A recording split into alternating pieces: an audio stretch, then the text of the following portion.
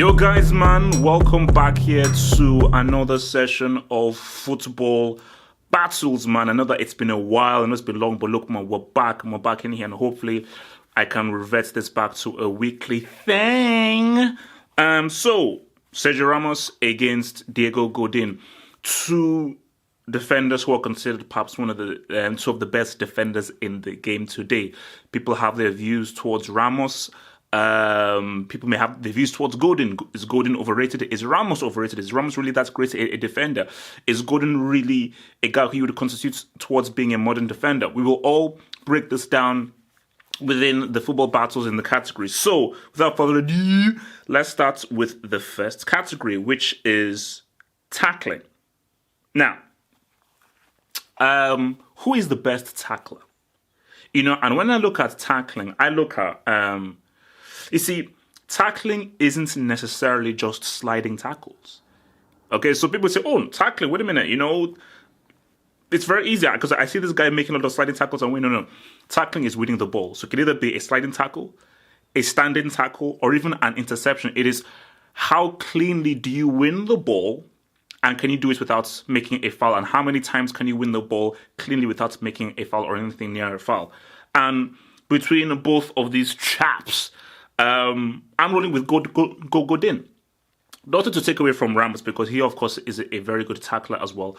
But I feel that with regards to the art of winning the ball without committing a foul, I feel that Godin does that better than Ramos. So Ramos, you can see, may do some really good closing tackles on a few interceptions. I just feel like on a consistent basis without making fouls. I think I'm just running with Godin because Godin will take that ball off you cleanly, sweetly with his strength, his power, and also his connection. So Godin wins that one with regards to tackling. Reading of the game.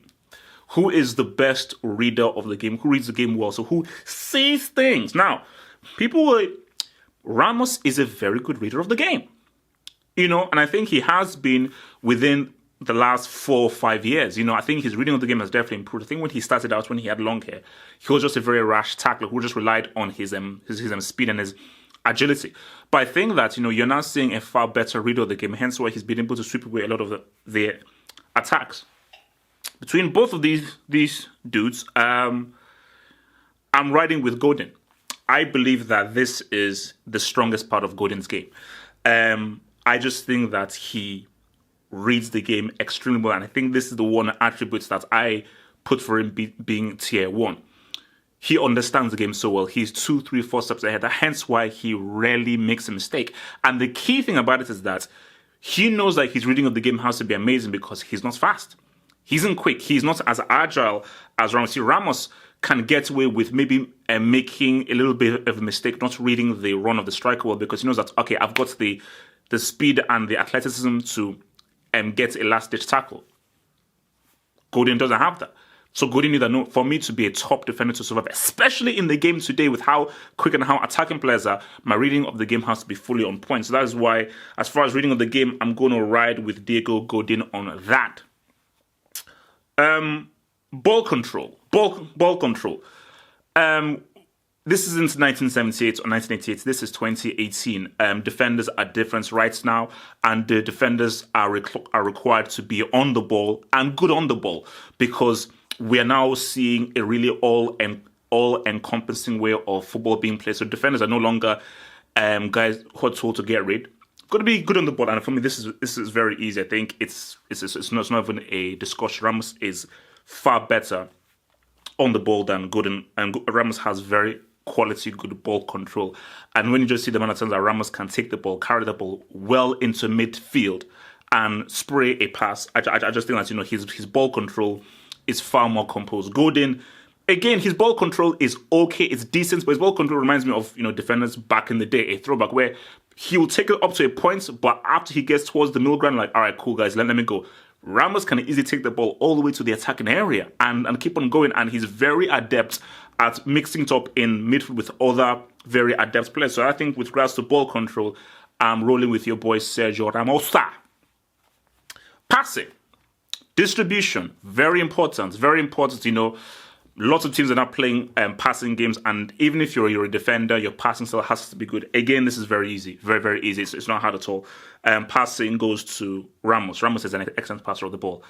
Whether it's the basic pass when he moves out with the ball, or even cross-field passes, or even switching play, switching the direction, really expanding things for both Spain and for Real Madrid. He does this thing beautifully well. I don't think I've ever seen Godin play a long-range pass. I've never seen Godin really switch the play very well. So I think for someone like Godin, if you were ready to press him, he'd be in trouble. You can press Ramos, and I think Ramos, with his ball control, but also with his passing ability and eye to pick out a pass and execute the pass, I think Ramos would be very fine if you were pressing up to him. So passing, very easily, no debate. That goes to Ramos. Discipline. It's a pretty easy one. I feel that this is Ramos's weakest point, and I think critics of Ramos, this is what they used to say, that this guy shouldn't be called one of the best defenders because his discipline is pretty crap. He can literally lose his head. So for me, Godin is easily and wins this attribute because his discipline is very good. Very rarely have I seen Godin being sensitive. He's been sensitive before, for sure, but if we're comparing the two, I mean, Ramos has notched up a lot of red cards for Real Madrid. Whereas Godin, not so much. I mean, Godin's discipline for Atletico Madrid and for Uruguay, especially for Uruguay, is excellent and on point. And discipline is important, because when you're a defender, especially the main defender, a lot of guys are going for you, and especially with how smart attackers are, they're looking to get you to be sent off because they're looking for that feint, the little dummy, for you to mistime your tackle and boom, you're out. And remember, referees protect attackers a lot more than they do defenders, so you're going to get booked a lot more in today's game. So with regards to discipline, keeping your head, I'm rolling with your boy Godin. Clutch. Now this is, let's just understand this clutch with regards to defenders, because I know people are already shouting the answer right now. They're already say, well, half up, move to the next word, and shout the answer right now. But you know what? Let's go even deep. I think clutch works on both ends. Clutch, automatically people say, winning goal, equalizer, last minute thing.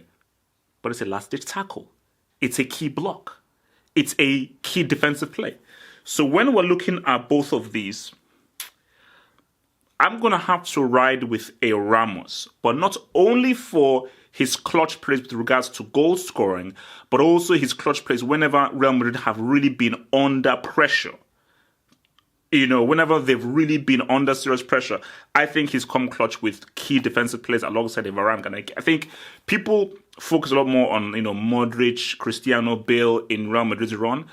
A lot of that's key things also from a lot of stuff that Ramos has done, and a lot of key defensive plays that he's done in what is a very attacking team. So with regards to clutch, for what Ramos does on both ends of the pitch, I roll it with him. And leadership. Who is the best leader? This is tough because Ramos has shown great leadership, and I think he has actually grown as a player, been given the captain's armband from Casillas, and I think he's really grown into that role for Spain and for Real Madrid as well.